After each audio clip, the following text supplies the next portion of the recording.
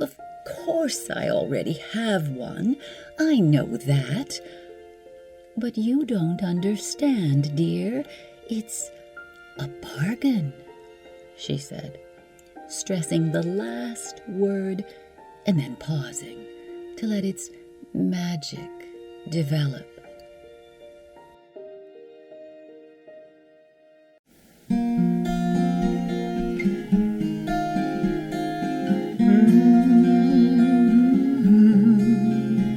Fast asleep. Welcome to Fast Asleep with Gina Marie, where you can always find a classic short story. Hi everybody, I'm Gina, and I really love the authors that we feature right here on Fast Asleep. I know you do too, you've told us, and thank you for letting us know. There's a lot we can't be sure of right now, but every day Fast Asleep works to make sure you will have these stories to count on, along with a little background on the talented, award-winning authors that we feature who come from all walks of life. Well, today's author was born in New Orleans, spent his childhood in both the Deep South and New York City. Before his stepfather adopted him, his name was Truman Streckfus Person. That's right, we all know him now as Truman Capote, the novelist, playwright, screenwriter, actor, and fortunately, short story writer. He wrote his very first work of fiction at the age of 11. He spoke of his early writing as just his way of coping with the crazy upbringing that he had. It was filled with parental divorce and abandonment. He believed there was only one relative in his life who loved him, and that was Nanny Rumbly Falk. He wrote about her lovingly in his beautiful autobiographical story, A Christmas Memory. It's on Fast Asleep. Now, if you've had the pleasure of watching Truman Capote in old interviews, I'm sure you'll never forget this strange little man with a very funny little voice. He was strange, but he was also very charming. He was a master of words, and not just in his written work. Okay, yes, author of The Light-Hearted Breakfast at Tiffany's, but don't forget, he also wrote the chilling true crime novel In Cold Blood. Yes, but only after charming his way into the real-life characters that he very deeply investigated. Well, it was a bestseller, In Cold Blood, and it gave Capote the success and wealth he had always craved. It made him the toast of the jet set. This wealth and fame was wonderful, but unfortunately, it was what led to his slow but steady decline because of alcoholism and drug addiction.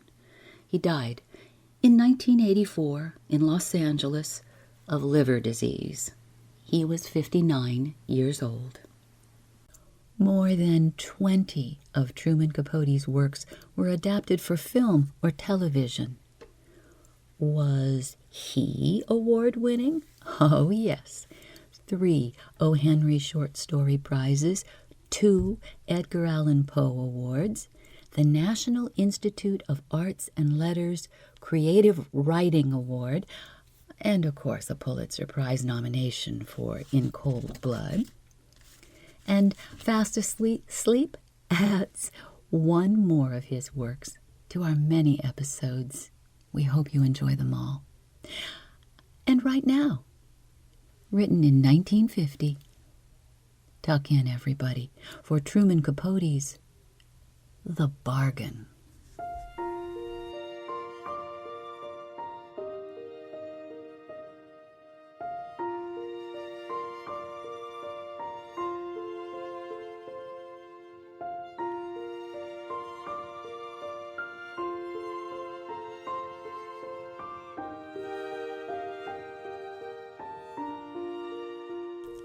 Several things about her husband irritated Mrs. Chase.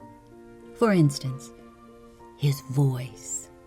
He sounded always as though he were bidding in a poker game. To hear his unresponsive drawl was exasperating, especially now when, talking to him on the telephone, she herself was strident with excitement. "Of course I already have one. I know that. But you don't understand, dear. It's a bargain," she said, stressing the last word and then pausing to let its magic develop. Simply silence happened. "Well, you could say something." "No, I'm not in a shop. I'm at home. Alice Severn is coming for lunch. It's her coat that I'm trying to tell you about." "Oh, certainly you remember Alice Severn." His leaky memory was another irritant, and though she reminded him that out in Greenwich they had often seen Arthur and Alice Severn, had in fact entertained them, he pretended no knowledge of the name. "Oh, it doesn't matter," she sighed. "I'm only going to look at the coat anyway. Have a good lunch, dear." Later, as she fussed with the precise waves of her touched-up hair, Mrs. Chase admitted that, really, there was no reason why her husband should have remembered the Severns too clearly. She realized this when, with faulty success, she tried to arouse an image of Alice Severn. There, she almost had it. A rosy, gangling woman, less than 30, and always riding in a station wagon accompanied by an Irish setter and 2 beautiful gold-red children. It was said that her husband drank, or was it the other way around? Then, too, they were supposed to be a bad credit risk. At least Mrs. Chase recalled once hearing of incredible debts. And someone, was it herself, had described Alice Severn as just too bohemian. Before moving into the city, the Chases had kept a house in Greenwich, which was a bore to Mrs. Chase, for she disliked the hint of nature there and preferred the amusement of New York shop windows. In Greenwich, at a cocktail party at the railway station, they'd now and again encountered the Severns. That was all it had amounted to. "We were not even friends," she concluded, somewhat surprised. As so often happens when one hears suddenly from a person of the past and someone known in a different context, she had been startled into a feeling of intimacy. On second thought, however, it seemed extraordinary of Alice Severn, whom she'd not seen in over a year, to have called, offering for sale, a mink coat.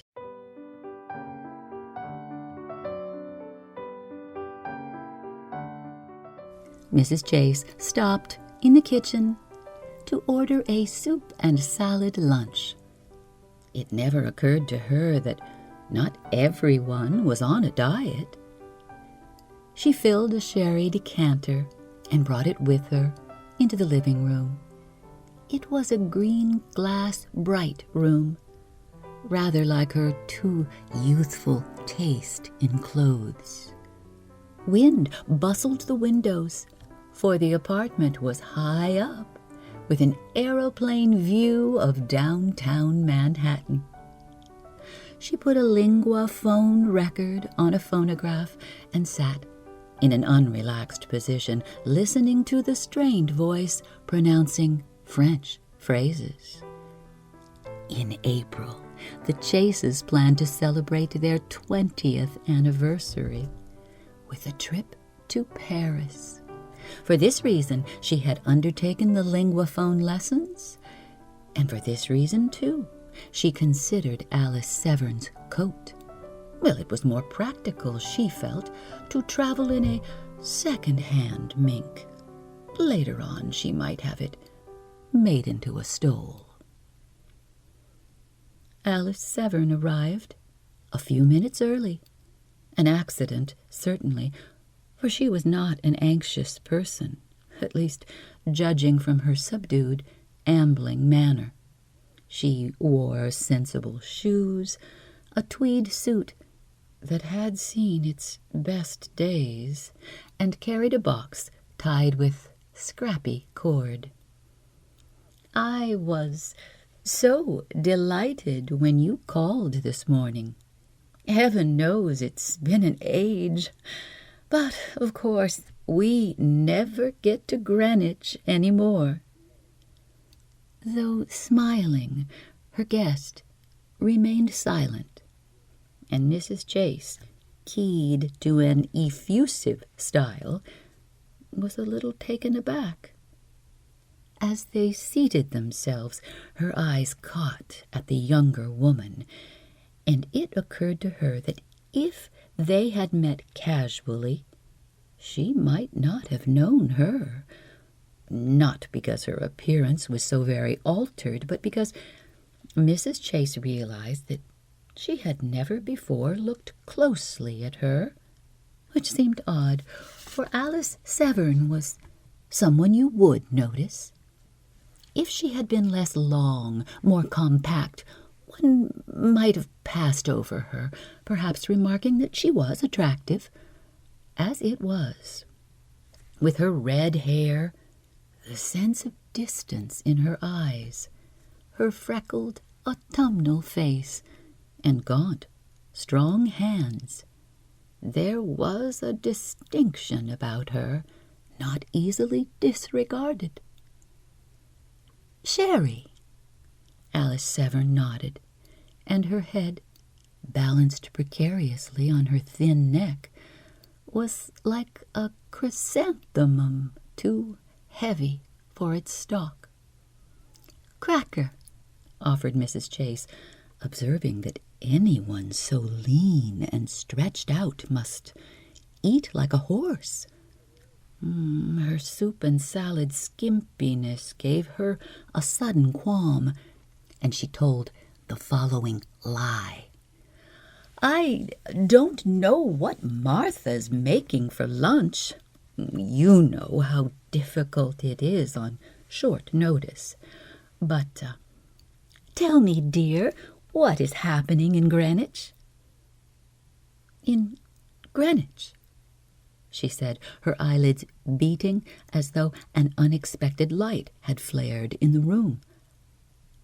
"I have no idea. We haven't lived there for some while, 6 months or more." "Oh," said Mrs. Chase. "Well, you see how far behind I am. But where are you living, dear?" Alice Severn lifted one of her bony, awkward hands and waved it toward the windows. "Out there," she said peculiarly. Her voice was plain, but it had an exhausted quality, as though she were coming down with a cold. "In town, I mean. We don't like it much. Fred especially." With the dimmest inflection, Mrs. Chase said, "Fred?" For she perfectly remembered Arthur as the name of her guest's husband. "Yes, Fred, my dog. An Irish setter. Oh, you must have seen him. He's used to space, and the apartment is so small. A room, really. Hard days indeed. Must have fallen. If all the Severns were living in one room. Curious as she was, Mrs. Chase checked herself and did not inquire into this. She tasted her sherry and said, "Of course I remember your dog and the children, all 3 of their red heads hanging out of your station wagon." "The kids haven't red hair. They're blondes, like Arthur." The correction was given so humorlessly that Mrs. Chase was provoked into a puzzled, small laugh. "And Arthur, how is he?" she said, preparing to stand and lead the way to lunch, but Alice Severn's answer made her sit down again. Delivered with no change in her placidly undecorated expression, it consisted of only fatter.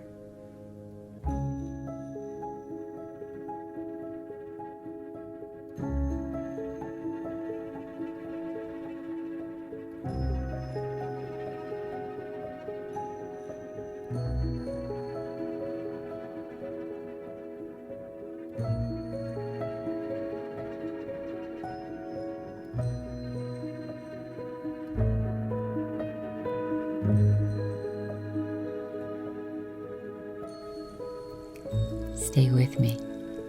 I'll be right back.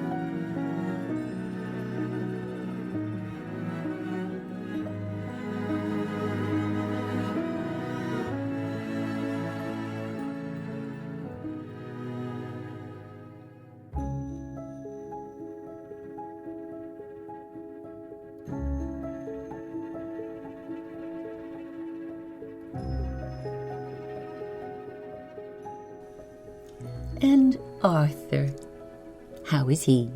she said, preparing to stand and lead the way to lunch. But Alice Severn's answer made her sit down again. Delivered with no change in her placidly undecorated expression, it consisted of only fatter. "Fatter," she repeated after a moment. "The last time I saw him, I guess it was only a week ago. He was crossing a street, almost waddling. Oh, if he'd seen me, I would have had to laugh. He was always so finicky about his figure." Mrs. Chase touched her hips. "You and Arthur separated? Oh, it's simply remarkable." We're not separated. She brushed her hand in the air as though to clear away cobwebs. I've known him since I was a child, since we both were children. Do you think, she said quietly, that we could ever be separate of each other, Mrs. Chase? The exact use of her name seemed to exclude Mrs. Chase. Fleetingly, she felt herself sealed off, and as they went together toward the dining room, she imagined a hostility to move between them. Possibly it was the sight of Alice Severn's gawky hands fumblingly unfolding a napkin that persuaded her this was not true. Except for courteous exchanges, they ate in silence, and she was beginning to fear there was not to be a story.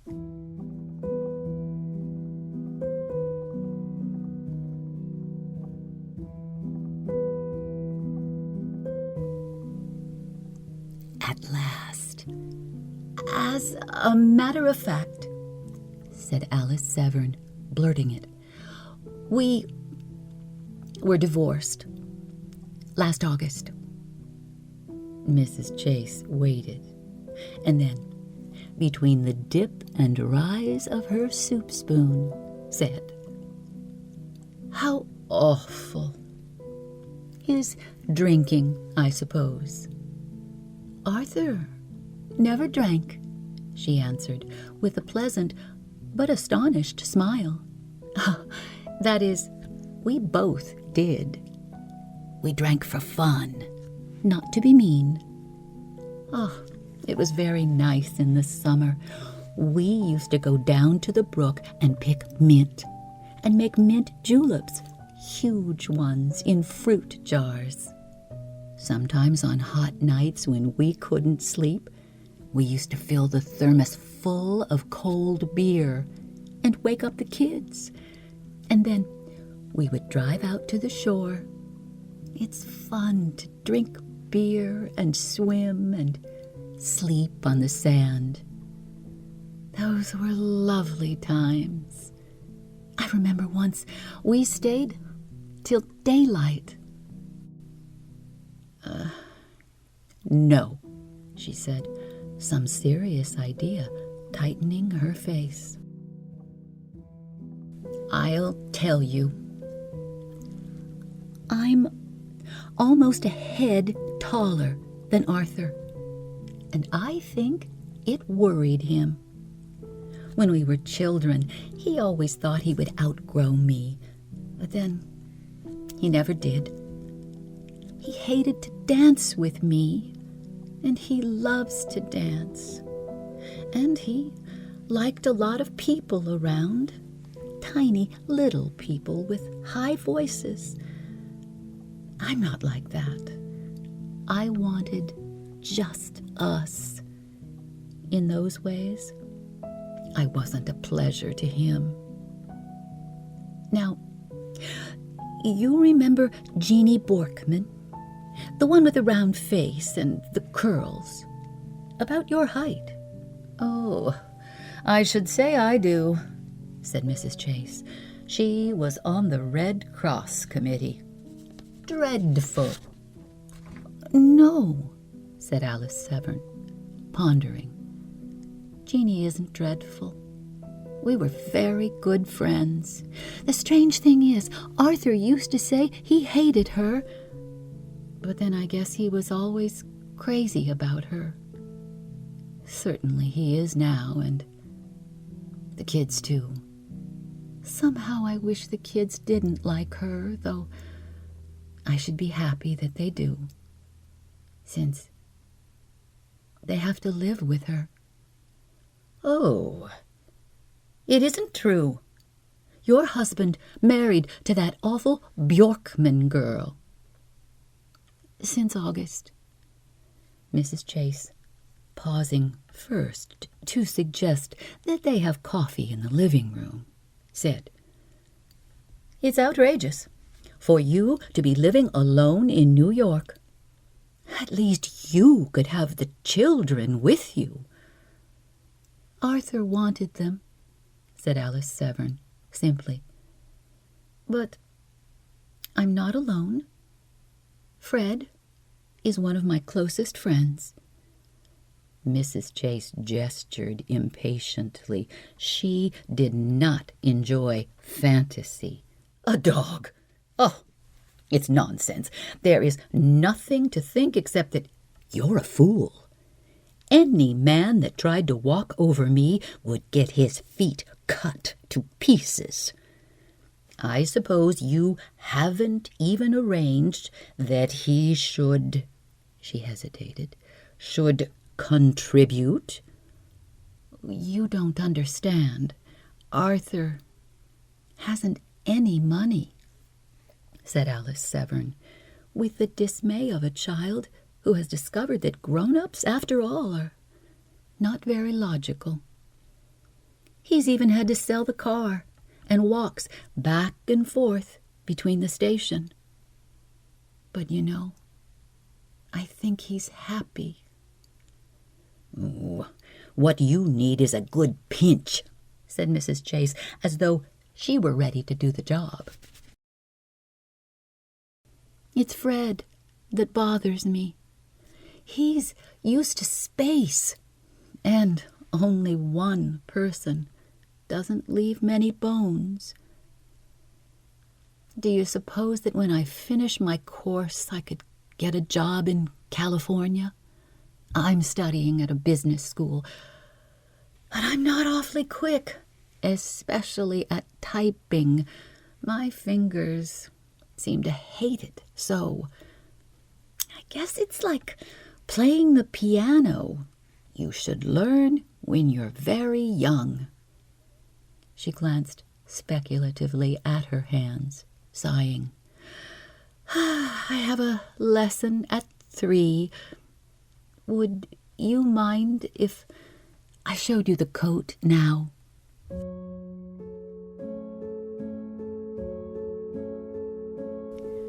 The festiveness of things coming out of a box could usually be counted on to cheer Mrs. Chase.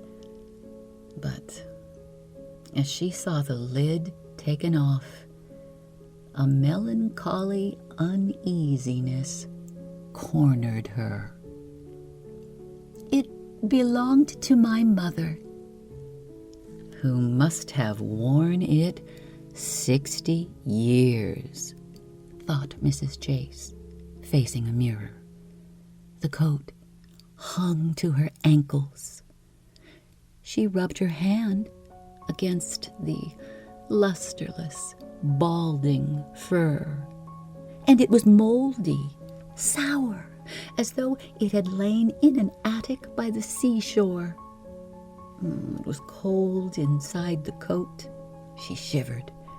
At the same time, a flush heated her face, for just then she noticed that Alice Severn was gazing over her shoulder, and in her expression there was a drawn, undignified expectancy that had not been there before.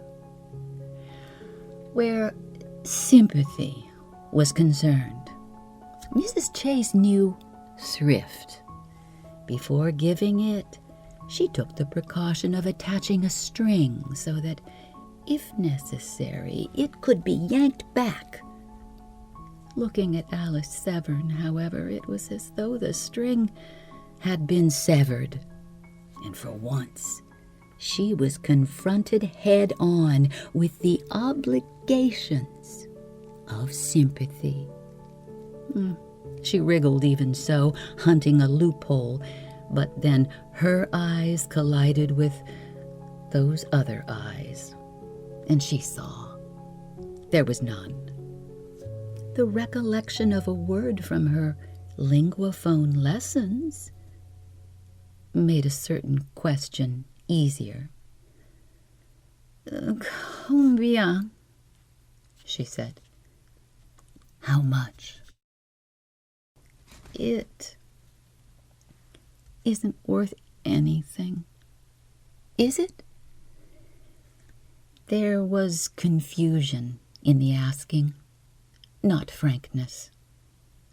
No, it isn't, she said tiredly, almost testily. But I may have some use for it. She did not inquire again. Oh, it was clear that part of her obligation was to be fulfilled by fixing a price herself.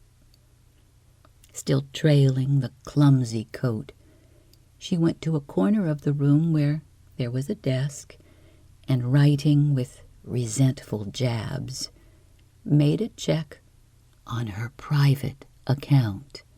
She did not intend that her husband should know. More than most, Mrs. Chase despised the sense of loss. A misplaced key, a dropped coin, quickened her awareness of theft and the cheats of life. Some similar sensation was with her as she handed the check to Alice Severn, who, folding it and without looking at it, put it in her suit pocket. It was for $50.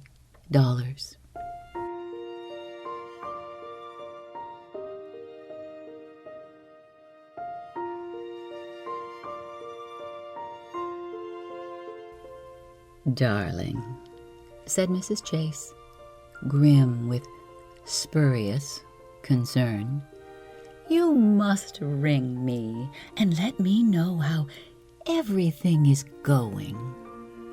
You mustn't feel lonely.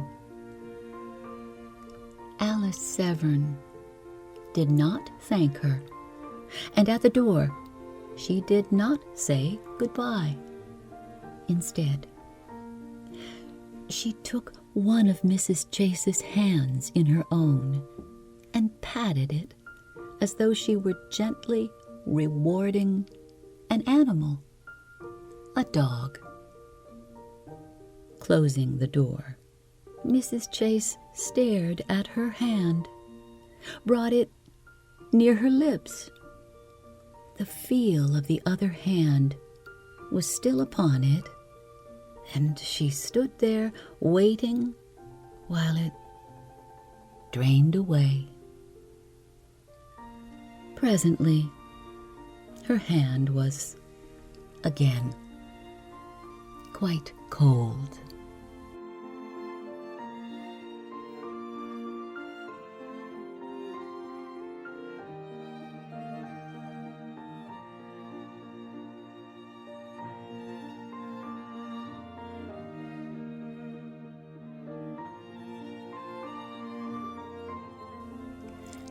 Introduction information for this episode is from an article by Ebbs Burrow entitled How Truman Capote Was Destroyed by His Own Masterpiece for Literary Hub, and other sources in our show notes. Music for this episode is Life's Sweetness from Patrick Usher, Kindersennen, Opus 15, Number 1, from Bishara Haroni, Random Symmetries from Rowie Spigler, Lullaby Number 3 in E minor from Ran Rayton, and Frozen Lake from NC. Let us know what you think. Reach us right here in comments, or you can email us at fastasleepwithginamarie44@gmail.com. Find us on Instagram, Facebook, and TikTok. As always, we so appreciate your reviews, your comments, your likes, and your subscriptions. And we thank you for listening.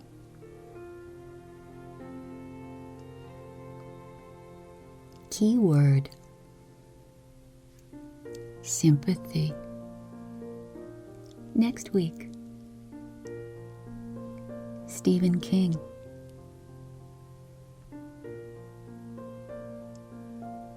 Good night.